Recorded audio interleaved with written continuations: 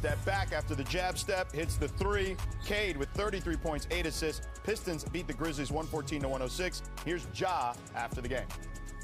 You feel like you got the same joy right now that we used to see? No. Why not? What can be done to get it back? We'll see. Do you think you have a good relationship with the franchise? Yeah. in general? Yeah. They told y'all that, right? I didn't say anything about that. If I had a good relationship, I wouldn't talk to him at all. So, maybe we had our combos over these. Do you have any regrets about the way you played on Friday night in the second half? You said what? Do you have any regrets about the way you played in the game? I'm not talking about the That's your home run question? Sound like a bait question. Okay. It doesn't sound like everything is behind Ja and the Grizzlies necessarily. What should the next step be in Memphis in this relationship, Mark? Prayer. Lots of prayer. Talked to a couple GMs who told me, like, last summer, every player on the Grizzlies was available for trade. That includes Ja and Jaren.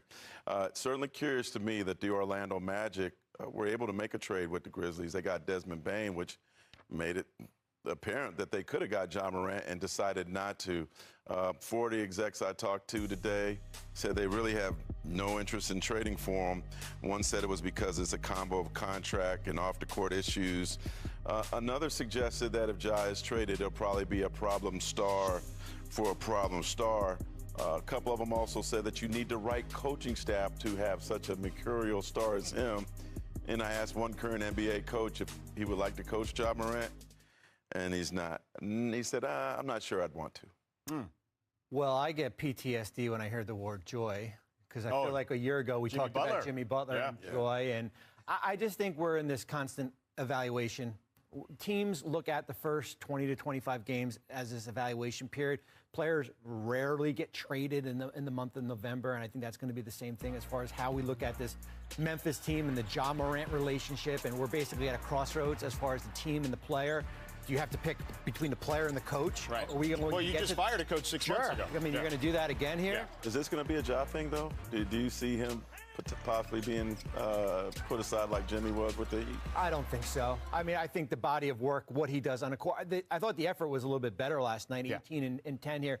But you look at their schedule coming up, they got Murderers Row coming. They've got an extremely difficult schedule. So keep an eye on Memphis. It was going to be a storyline anyway, and it certainly ignites it a little bit here. David? Yeah, this is a basketball versus a non-basketball story that we have here. From a basketball perspective, it does not make a lot of sense for Ja Morant to be with this team, and it's also hard to trade this guy.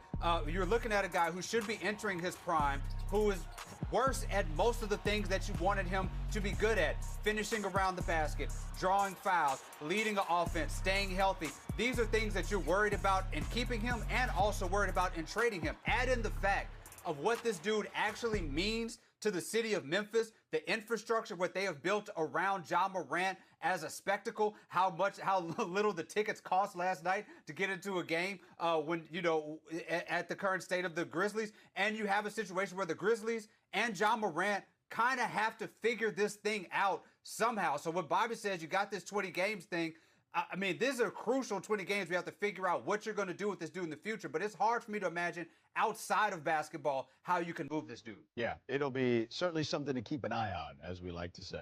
All right. What went wrong for you today? Go ask the coaching staff.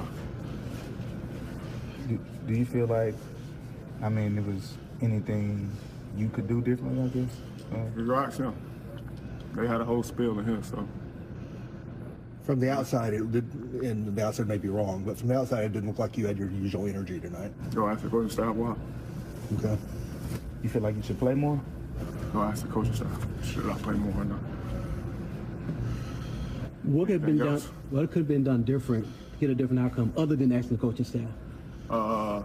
According to them, probably don't play me. Honestly, that's what basically the message was after. So it's cool. The coaching staff message was that? It's cool, man. This was Morant's third time being suspended in his career. He was previously suspended for a total of 33 games in 2023 for incidents involving guns. We now bring in Shams Charania with more. Shams, with Ja returning tonight, as the team hosts the Pistons. Where does this relationship between the Grizzlies and Ja stand at the moment?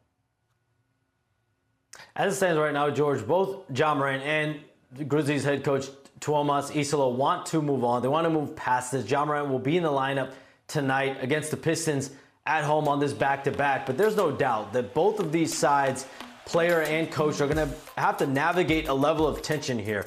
Everything around the Grizzlies culminated post-game after that loss to the Lakers on Friday night. There was an exchange between Isalo and Morant in the locker room, and Isalo actually called out Ja Morant in front of the entire team, players, teammates, and staffers, challenging Morant on his leadership and his effort. And Morant responded in a way that the team deemed inappropriate and dismissive toward Isalo. And so that led to that suspension of one game. And over the last several days, my understanding is Morant has had a level of frustration over substitution patterns, rotations, and play calls. But for the Grizzlies to suspend Ja Morant for one game, obviously it's something that they felt, organization, they had to send a message, and now both sides looking to move past this. Interesting. Interesting stuff for sure. Sham, stick around because we'll have more from you in just a moment.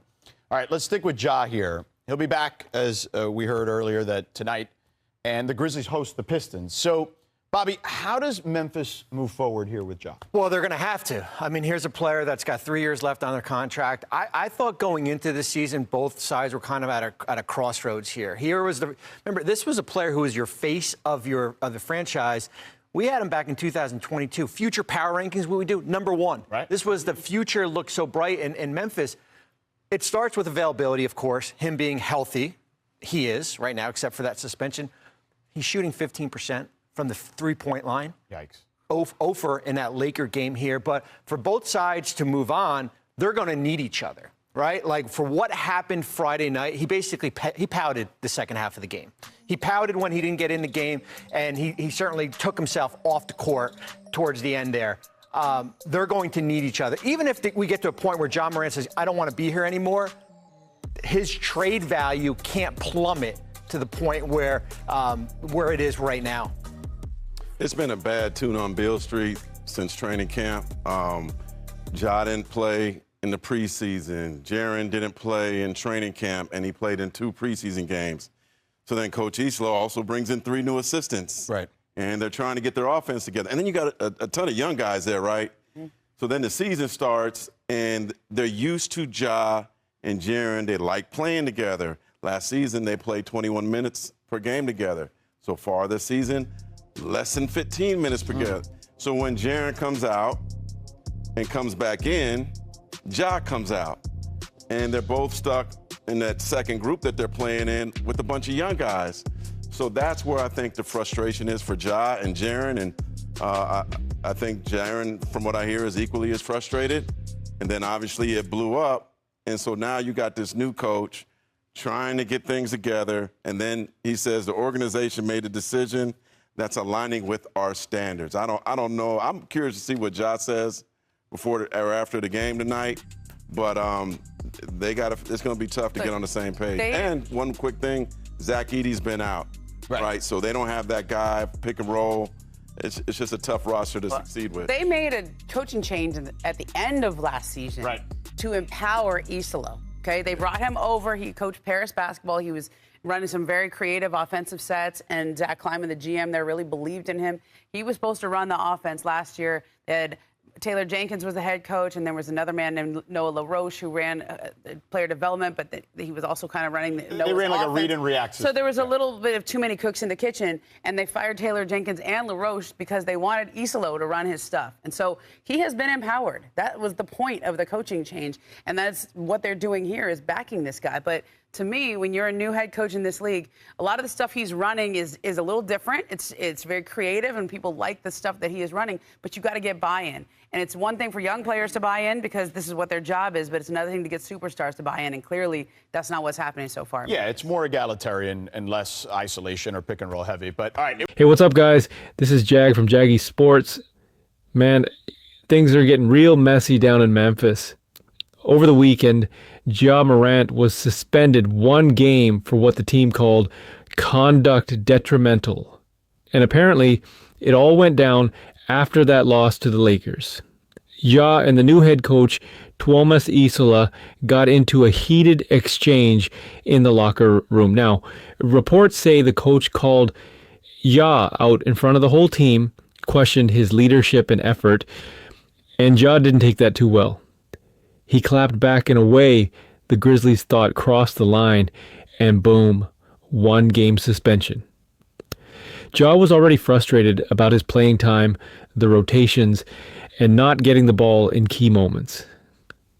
When reporters asked him what went wrong, he basically said, "Ask the coaching staff. They told me not to play." That's not exactly the vibe you want from your franchise player, especially when you've already had suspensions before. Now, this isn't Ja's first rodeo. This is his third suspension overall, and the team's patience is starting to wear thin. Both Ja and Coach Isola are saying the right things, that they want to move forward, but let's be real. There's tension in that locker room. Insiders are saying the Grizzlies are at a crossroads right now. You've got a new coach trying to run his system, a superstar who's not buying in, and a bunch of young players caught in the middle. Some execs even said the whole roster was on the table for trades last summer, including Ja and Jaren Jackson Jr. The question is, where do they go from here? Ja's still the face of that franchise. But if this drama keeps building, Memphis might have to make a hard choice between their coach and their star. So what do you think? Will Ja Morant stay in Memphis, or are we headed toward a trade? Leave a comment in the comment section. As always, this is Jet from Jaggy Sports.